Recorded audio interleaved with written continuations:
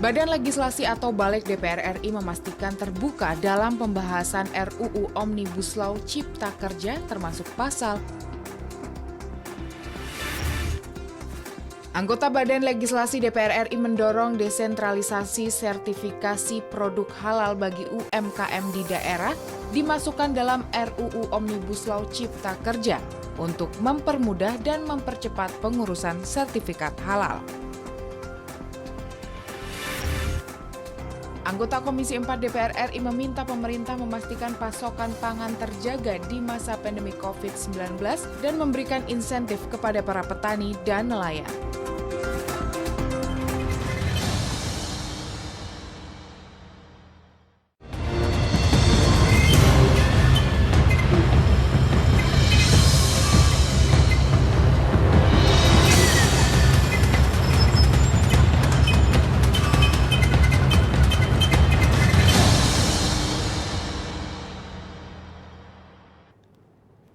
Halo, selamat pagi pemirsa, apa kabar? Anda berjumpa kembali bersama dengan saya, Uki Abdul, di hari Rabu 17 Juni 2020.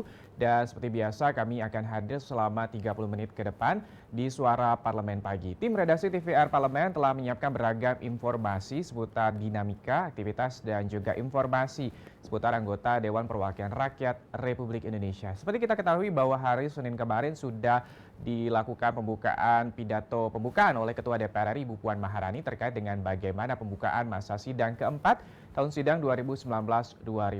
Dan hari ini ataupun juga sejak Senin kemarin berarti anggota DPR RI sudah melakukan aktivitas dan juga kegiatan ataupun juga kegiatannya di Gedung Parlemen DPR RI Senayan Jakarta. Dan kami nanti juga akan memberikan informasi seputar topik utama ini terkait dengan sekolah di zona pandemi COVID-19. Karena ada sejumlah ataupun juga informasi bagaimana nanti Menteri Pendidikan dan juga Kebudayaan akan membuka sekolah-sekolah yang berada di zona hijau. Tapi seperti apa selengkapnya ataupun juga bagaimana mekanisme selengkapnya nanti akan kami bahas di segmen akhir.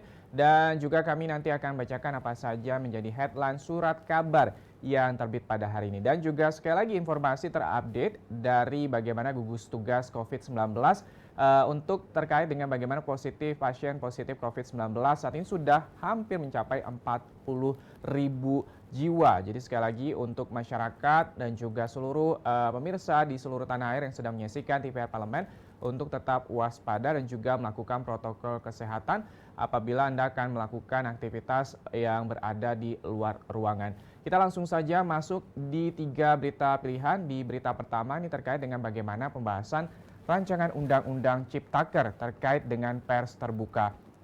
Ini Badan Legislasi atau Balik DPR RI memastikan bahwa terbuka dalam pembahasan rancangan Omnibus Law Lapangan Cipta Kerja, termasuk pasal yang terkait pers. Kita simak informasi selengkapnya terlebih dahulu yang berikut ini. Badan Legislasi atau Balik DPR RI memastikan terbuka dalam pembahasan RUU Omnibus Law Cipta Kerja termasuk pasal yang terkait dengan pers. Dalam rapat dengar pendapat umum dengan Ikatan Jurnalistik Televisi Indonesia secara virtual, Wakil Ketua Balik DPR RI Willy Aditya membenarkan pentingnya kemandirian dan kebebasan pers dalam kehidupan berdemokrasi, di mana media memainkan peran penting terhadap pembentukan opini di publik. Oleh karena itu, pasal yang mengatur pers dalam RUU Cipta Kerja akan dibahas dan dikaji lebih lanjut oleh Balik DPR RI. Modal asing boleh, tapi kepemilikannya, partnership-nya di sini tetap ya, seperti beberapa media yang sudah berjalan gitu ya. Yang kedua, jangan kemudian ini mengganggu national interest kita, karena media ini kan membentuk opini ya, sebuah hal yang strategis. Tentu kita tidak mungkin bermain-main dengan kepentingan nasional. Wakil Ketua Balik DPR RI Willy Aditya menegaskan Balik DPR akan transparan dan komunikatif atau dialogis dalam penyusunan dan pembahasan RUU Cipta Kerja. Partisipasi masyarakat dalam pembahasan RUU ini didukung dan diapresiasi oleh Balik DPR RI. Kita di dalam merumuskan undang-undang Cipta Kerja ini transparan ya. Kita terbuka, kita dialogis, tidak ada hal yang ditutup-tutupi ya. Sehingga mereka tadi kan merasakan juga, oh ternyata DPR firm dah. Ya gimana kita nggak firm gitu. Ini kan kita sama-sama memformulasikan. Afi dan Ridwan, TVR Parlemen melaporkan. Ya, dalam rapat dengar pendapat umum dengan Ikatan Jurnalistik Televisi Indonesia secara virtual, Wakil Ketua Balik DPR RI Willy Aditya membenarkan pentingnya kemandirian dan juga kebebasan pers dalam kehidupan berdemokrasi, di mana media memainkan peran penting terhadap pembentukan opini di publik. Oleh karena itu, pasal yang mengatur pers dalam rancangan Undang-Undang Cipta Kerja ini akan dibahas dan juga dikaji lebih lanjut oleh Balik DPR RI. Seperti ataupun juga sebagai informasi sekali lagi bahwa DPR RI bersama ataupun juga dalam hal ini terus melakukan bagaimana rapat dengar pendapat umum tidak hanya dengan pers tapi juga dengan sejumlah mitra kerja lainnya seperti yang dilakukan minggu lalu oleh terkait dengan sejumlah profesor di bidang lingkungan dan juga kehutanan, dan juga sebelumnya dilakukan rapat dengar pendapat umum dengan berbagai pihak untuk mendengarkan bagaimana masukan-masukan dan juga saran nantinya bisa menghasilkan rancangan Undang-Undang Cipta Kerja yang pastinya bisa diterima oleh semua lapisan masyarakat. Kita beralih ke berita kedua, ini desentralisasi sertifikasi halal ini perlu dilakukan. Anggota Badan Legislasi DPR RI mendorong ini adanya desentralisasi sertifikasi produk halal bagi UMKM di daerah dimasukkan dalam rancangan Undang-Undang Omnibus Lapangan ataupun juga Omnibus Law Cipta Kerja untuk mempermudah dan mempercepat pengurusan sertifikat halal. Kita simak informasi selengkapnya berikut ini. Anggota Badan Legislasi DPR RI mendorong desentralisasi sertifikasi produk halal bagi UMKM di daerah dimasukkan dalam RUU Omnibus Law Cipta Kerja. Ditemui saat rapat dengar pendapat umum dengan MUI, NU, dan Muhammadiyah di Gedung Nusantara I DPR RI Jakarta, Toha menyatakan sentralisasi sertifikasi halal di pemerintah pusat menjadi kendala bagi UMKM. Izin sertifikasi halal bagi pelaku UMKM sebaiknya dipermudah dengan memberikan kewenangan kepada organisasi masyarakat atau ormas Islam yang ada di setiap daerah. Sertifikasi halal ini dikembalikan kepada masyarakat dan disentralisasi. Ya, meskipun ada satu lembaga yang berwenang, ya, artinya yang berwenang untuk mengendalikan mereka. Yakni yang tadi kita sampaikan ya MUI. Anggota Balik DPR RI Toha menambahkan desentralisasi sertifikasi halal akan mempermudah sektor UMKM berkembang. Selain itu, akan meningkatkan pemberdayaan ekonomi ormas Islam yang berwenang mengeluarkan sertifikasi halal. Pembentukan lembaga penjamin halal yang beranggotakan ormas-ormas Islam perlu dipertimbangkan dalam RUU Cipta Kerja. Semacam LPH, lembaga pensertifikatan halal atau penjamin halal. Ya, nanti mereka yang produk-produk UKM seperti bakso, seperti kerajinan ya kursi dan jasa-jasa mungkin pengiriman yang tingkat-tingkat daerah ini tidak harus ke Jakarta. Hilman dan Julian, TVR Parlemen melaporkan. Ya, ini masih terkait dengan bagaimana Badan Legislasi DPR RI melakukan rapat dengar pendapat umum untuk menghasilkan rancangan Undang-Undang Cipta Lapangan Kerja. Ditemui saat rapat dengar pendapat umum ini dengan Majelis Ulama Indonesia, Nahdlatul Ulama dan juga Muhammadiyah di Gedung Nusantara I DPR RI Jakarta. Ini Muhammad Toha menyatakan bahwa saat ini sentralisasi sertifikasi halal di pemerintah pusat menjadi kendala bagi sejumlah usaha menengah, kecil, dan juga menengah. Ini izin sertifikasi halal bagi pelaku UMKM sebaiknya dipermudah dengan memberikan kewenangan kepada organisasi masyarakat ataupun juga ormas Islam yang ada di setiap daerah. Ini masukan yang baik karena sekali lagi bahwa sentralisasi bagaimana pengurusan sertifikat halal ini hanya berada di pusat, pemerintah pusat, sedangkan pemerintah daerah ataupun juga UMKM yang berada di sejumlah daerah ini sulit untuk mengurus ataupun juga melakukan sertifikasi halal terhadap produk-produknya. Semoga dengan adanya masukan dari Majelis Ulama Indonesia, dari Nahdlatul Ulama dan juga dari Muhammadiyah ini nantinya bisa menghasilkan sekali lagi rancangan undang-undang yang bisa diterima oleh seluruh lapisan masyarakat. Kita bahas terakhir ini berita ketiga, pasokan pangan dalam negeri harus terjamin. Ini anggota Komisi 4 DPR RI meminta pemerintah memastikan pasokan pangan terjaga di masa pandemi COVID-19 dan juga memberikan insentif kepada para petani dan juga nelayan. Kita simak informasi selengkapnya yang berikut ini. Anggota Komisi 4 DPR RI meminta pemerintah memastikan pasokan pangan terjaga di masa pandemi COVID-19 dan memberikan insentif kepada para petani dan nelayan. Ditemui sebelum sidang paripurna pembukaan masa sidang di Gedung DPR RI Jakarta, Yohanis Lema mengatakan ketersediaan bahan pangan harus terjaga dan terpenuhi. Kebijakan ketahanan pangan didorong melibatkan perguruan tinggi dan lembaga-lembaga penelitian di Indonesia dalam mengembangkan sumber daya alam untuk pemenuhan kebutuhan pangan nasional. Masyarakat ini dalam situasi apapun itu harus makan 3 kali sehari, ya. Nah, ini yang harus betul-betul menjadi perhatian buat kita. Ya, kita tahu bahwa dunia internasional sendiri sudah memberikan sinyal bahwa dalam situasi pandemi ini, ya, ketersediaan pangan, ketahanan pangan, bahkan kemandirian pangan itu harus betul-betul kita bisa jamin. Anggota Komisi 4 DPR RI Yohanis Lema menambahkan, kemandirian dan kedaulatan pangan nasional harus dibangun dan dikelola secara baik dengan memaksimalkan produksi dalam negeri dan membatasi impor termasuk distribusi pangan impor serta perlu memberikan insentif pemulihan ekonomi kepada para petani dan nelayan. Kalau banyak negara produsen pangan itu menahan stok pangan mereka, ini kan bisa berdampak kepada kita mengalami kesulitan untuk memenuhi kebutuhan di dalam negeri kita. Nah, hari ini kita harus berpikir dalam jangka menengah dan mungkin jangka panjang, kita harus mulai memanfaatkan kesempatan ini untuk bisa mulai mandiri. Ajib dan Rangga, TVR Parlemen melaporkan. Ya, ini ditemui sebelum sidang paripurna pembukaan masa sidang di Gedung DPR RI Senayan, Jakarta. Yohanis Lema mengatakan bahwa ketersediaan bahan pangan harus terjaga dan juga terpenuhi untuk keberlangsungan hidup seluruh masyarakat.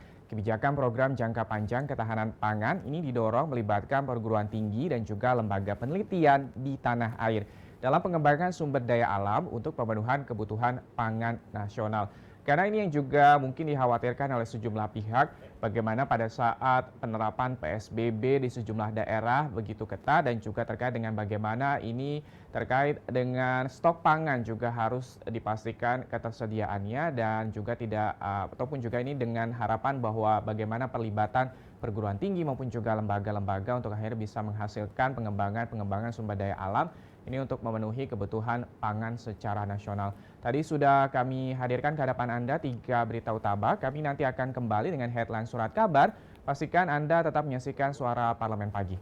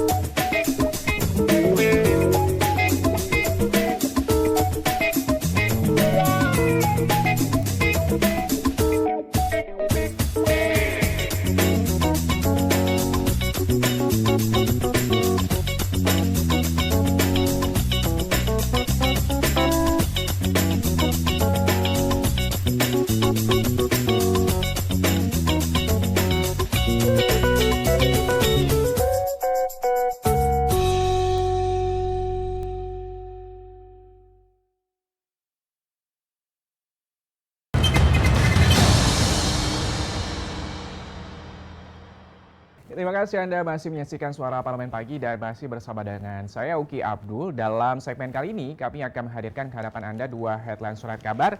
Ini dari harian koran Tempo terkait dengan bagaimana ini headline-nya papan meteran PLN. Apakah Anda di pemirsa termasuk salah satu yang merasa bahwa tagihan listrik Anda di bulan Mei ataupun juga Juni ini melonjak drastis seperti itu? Dan ini juga salah satunya di harian Kompas, headline-nya terkait dengan bagaimana kartu prakerja terkatung-katung. Apakah Anda ini juga termasuk salah satu pendaftar kartu prakerja yang juga belum melakukan verifikasi ataupun juga belum melakukan proses bagaimana Anda bisa masuk ke dalam kartu prakerja ataupun juga bagaimana melakukan aktivitas di website terkait dengan bagaimana kartu prakerja tersebut? Kami nanti akan kembali dengan headline surat kabar. Pastikan Anda tetap menyaksikan Suara Parlemen Pagi.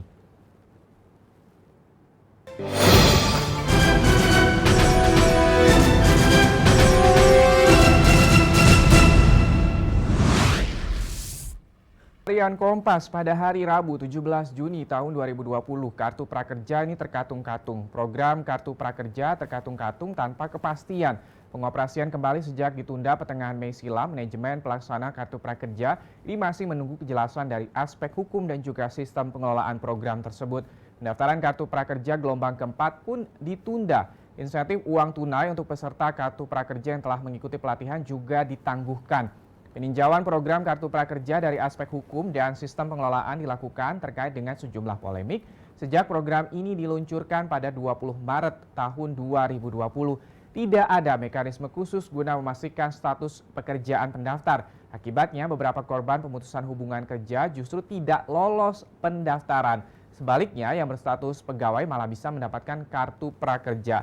Ini terkait dengan bagaimana program Kartu Prakerja kalau misalnya melihat perjalanannya terkait dengan perjalanan dari Februari hingga Maret 2019, program ataupun juga Kartu Prakerja disebut dalam kampanye pemilu Presiden dan juga Wakil Presiden pada saat itu oleh Joko Widodo dan juga Ma'ruf Amin hingga bagaimana di tahun 2020, 26 Mei 2020, program Kartu Prakerja gelombang 4 ini resmi ditunda. Kita harap sekali lagi bahwa pemerintah dalam hal ini untuk terus bagaimana bisa melakukan proses secara lebih baik lagi terkait dengan peluncuran Kartu Prakerja yang sejauh ini masih ditunda dan juga bagaimana verifikasi data, bagaimana bisa ini pegawai yang seharusnya tidak mendapatkan Kartu Prakerja ataupun juga uang tunai ini mendapatkan akses, malah pekerja yang ataupun juga dilakukan pemutusan hubungan kerja tidak mendapatkan verifikasi ataupun juga tidak lolos untuk mendapatkan Kartu Prakerja.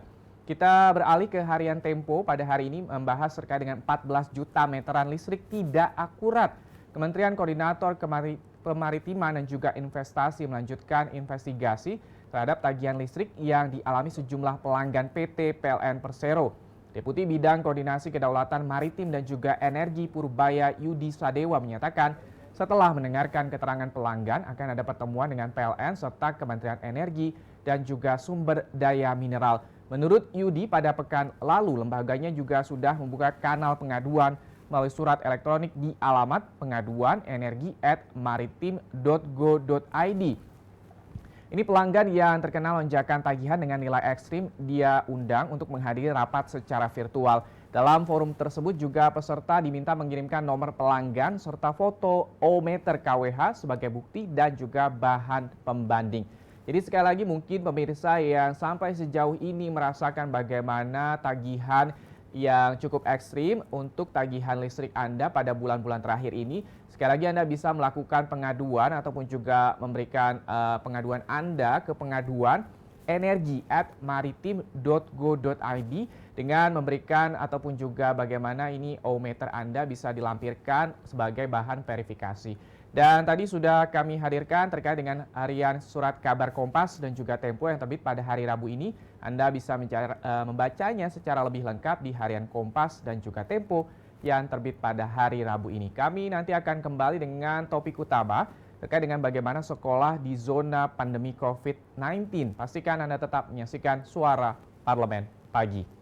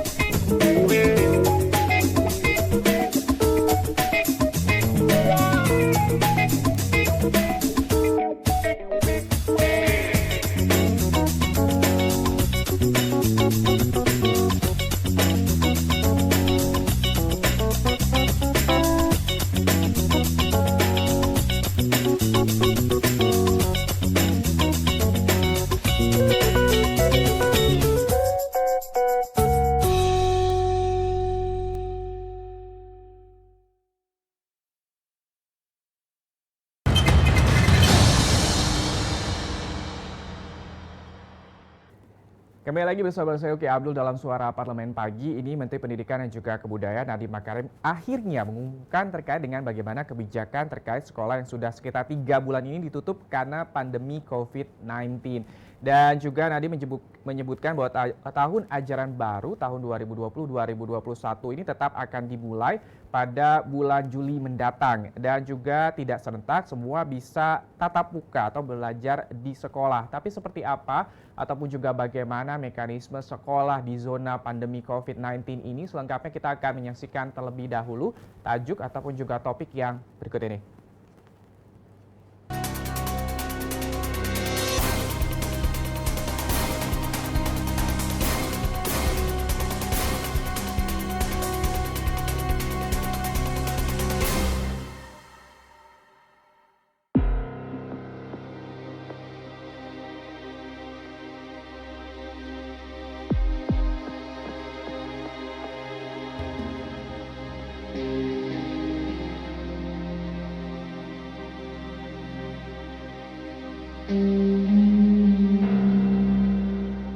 Pendidikan di tengah pandemi.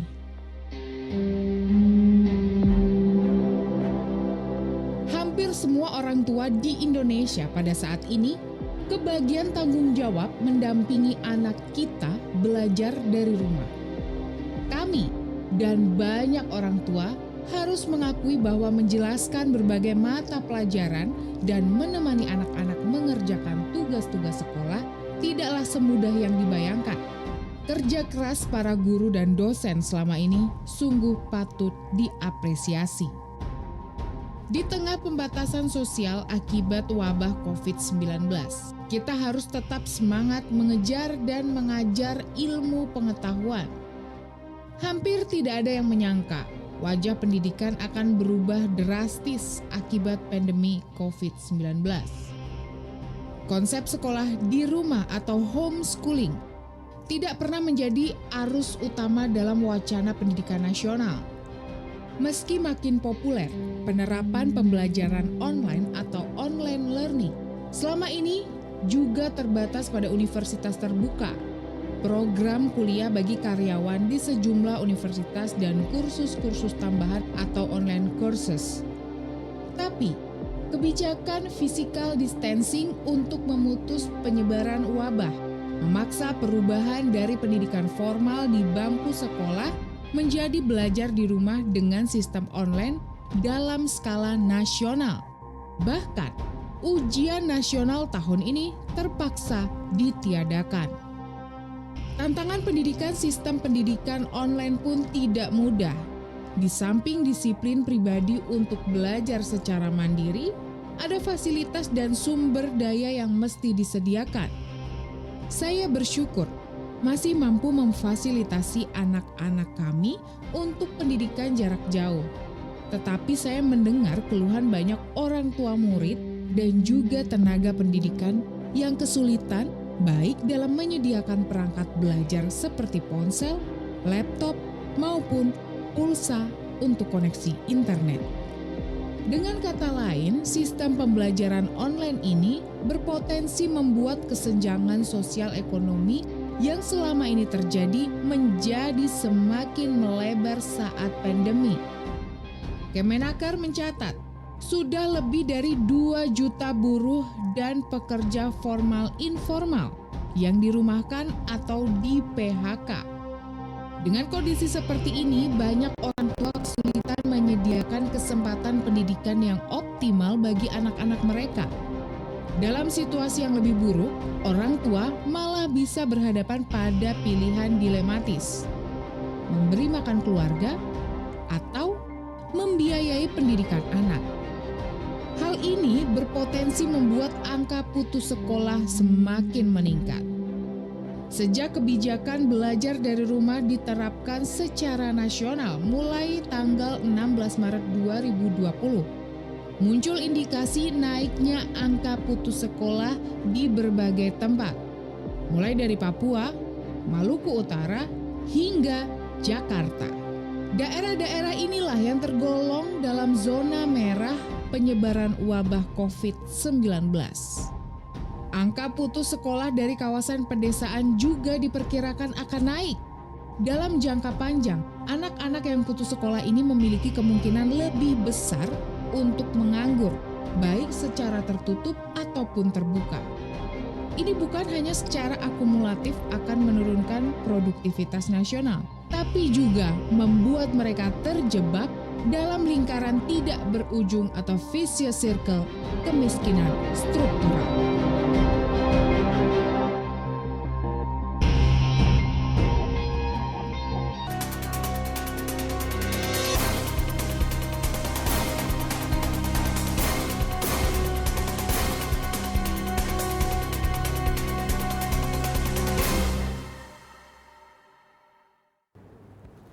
Terima kasih Anda kembali menyaksikan Suara Parlemen Pagi. Ini kita akan masuk dalam segmen terkait dengan tajuk Sekolah di Zona Pandemi COVID-19. Dan pemerintah melalui Kementerian Pendidikan dan juga Kebudayaan Kemendikbud memutuskan tahun ajaran baru 2020-2021 ini akan dimulai pada 13 Juli 2020.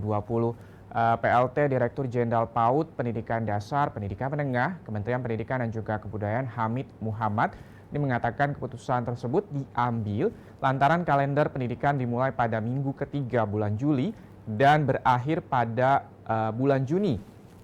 Dimulainya tahun ajaran baru pada 13 Juli 2020 tersebut bukan berarti siswa kembali belajar di sekolah.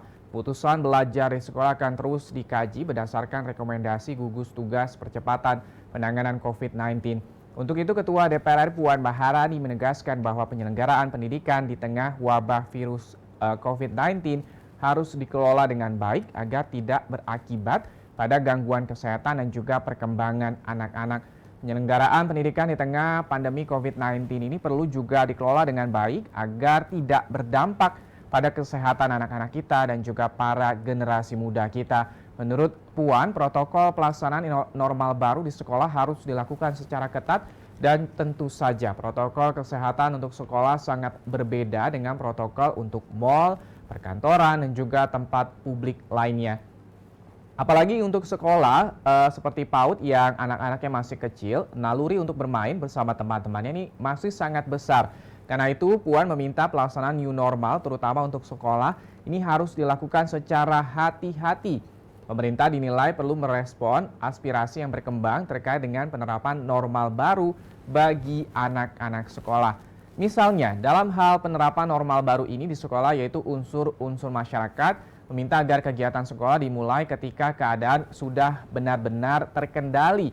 Selain itu, Puan juga meminta kepada para guru PAUD supaya benar-benar memperhatikan proses pembentukan karakter anak sejak usia dini. Ia menilai bahwa para pendidik dan juga tenaga kependidikan PAUD berperan penting di dalam proses pendidikan di Indonesia, khususnya dalam pembangunan karakter bangsa pada usia dini. Pembentukan karakter bangsa ini sangat ditentukan karena budaya santun, etos kerja, toleran, disiplin, gotong royong, dan juga lain sebagainya mulai ditanamkan dalam hati nurani anak-anak. Dan pendidikan pada usia dini sebagai bagian dari pendidikan nasional pada dasarnya ini adalah pembentukan karakter bangsa berlandaskan pada Pancasila. Ketua DPR RI juga mengatakan DPR ikut mengawal anggaran pendidikan nasional melalui fungsi anggaran yang dilaksanakan dengan memastikan bahwa alokasi anggaran pendidikan sekurang-kurangnya 20% dari APBN sesuai dengan amanat Undang-Undang Dasar 1945. Termasuk juga dalam APBN tahun 2020, DPR dan juga pemerintah telah mengalokasikan anggaran untuk bantuan operasional penyelenggaraan atau BOP PAUD sebesar 4,14 triliun rupiah. Ia berharap bahwa BOP PAUD tersebut dapat ikut meningkatkan proses dan juga mutu pendidikan pada usia dini. Sementara itu, Wakil Ketua DPR RI Sufmi Dasko Ahmad mengatakan rencana penerapan new normal terutama di sektor pendidikan ini masih harus dikaji dan juga dipersiapkan lebih matang terkait dengan aspek keamanan para peserta didik menjadi fokus perhatian.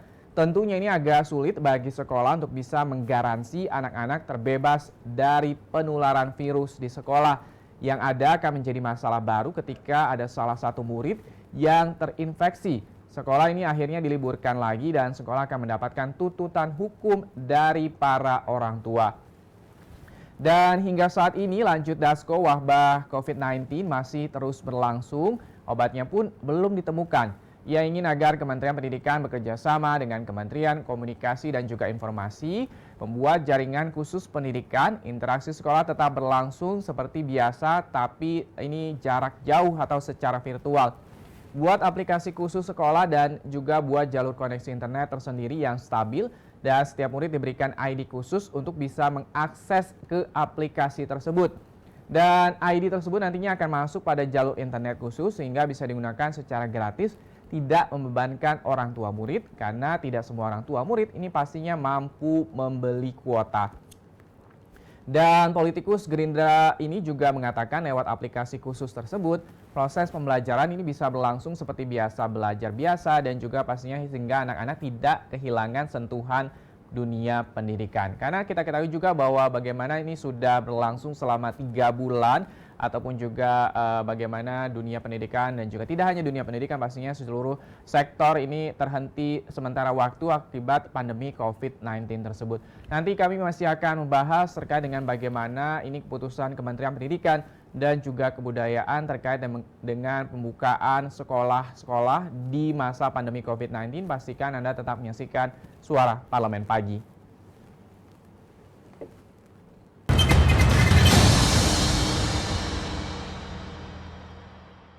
Virus corona menjadi perbincangan dunia. Beberapa negara sudah terjangkit. Ribuan orang di Indonesia terkena virus ini. Kita perlu antisipasi dengan melakukan hal berikut. Cuci tangan dengan sabun dan antiseptik. Gunakan masker atau penutup mulut saat bersin dan batuk. Masak telur dan daging hingga matang. Hindari kontak dengan hewan. Tidak saling berjabat tangan. Tidak berinteraksi dengan penderita. Jika memiliki demam tinggi, batuk, pilek, gangguan pernafasan, sakit tenggorokan, dan letih lesu, segera periksakan ke dokter. Waspada virus corona, cegah penyakit sejak dini. Dipersembahkan oleh TVR Parlemen, Biro Pemberitaan Parlemen, Setjen dan DK DPR RI.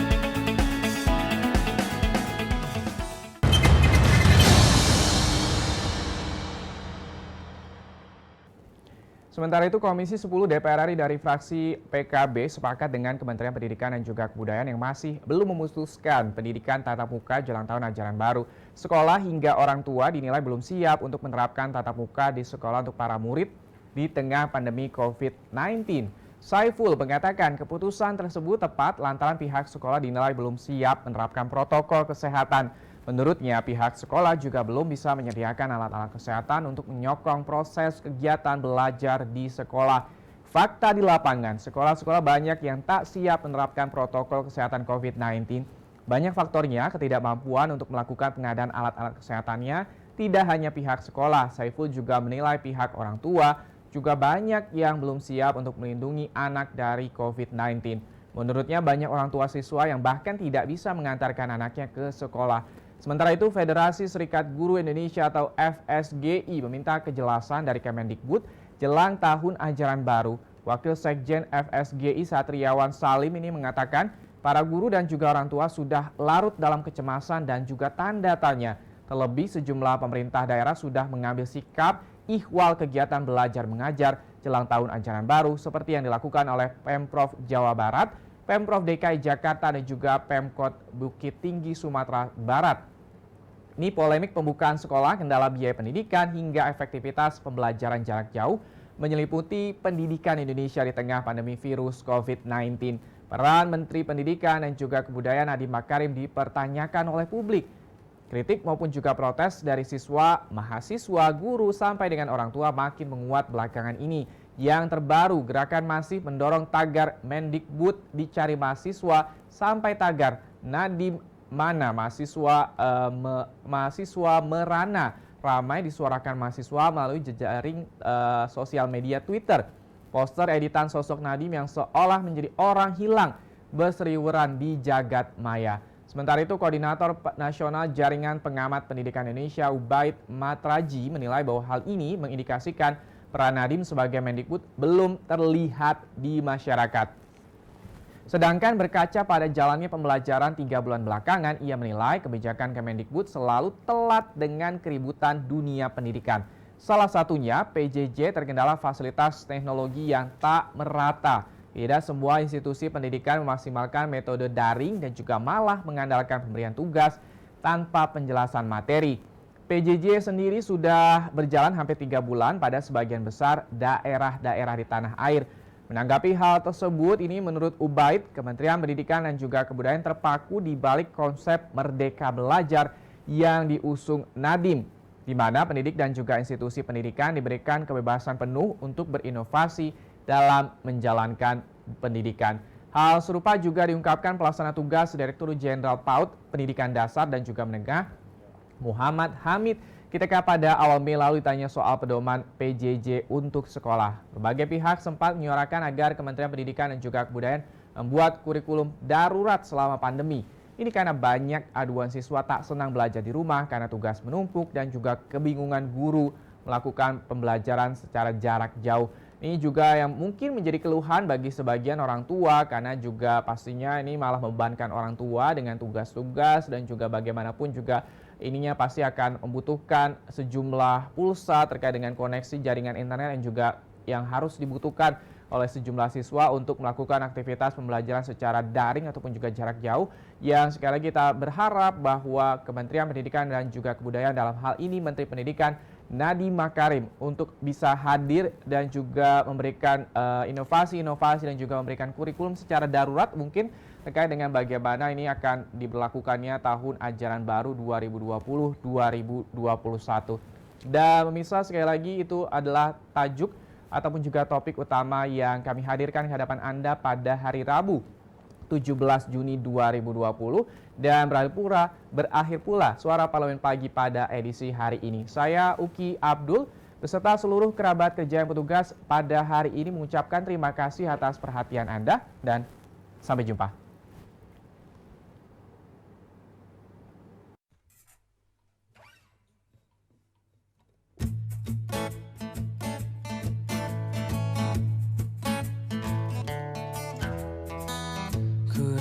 Ku sedang jatuh cinta karena rasanya ini berbeda. Oh, apakah ini memang cinta? Selalu berbeda saat menatapnya. Oh, mengapa aku begini, hilang berani dekat denganmu, ingin ku memilikimu, tapi aku tak tahu bagaimana caranya. Tolong katakan pada dirinya, lagu ini ku tuliskan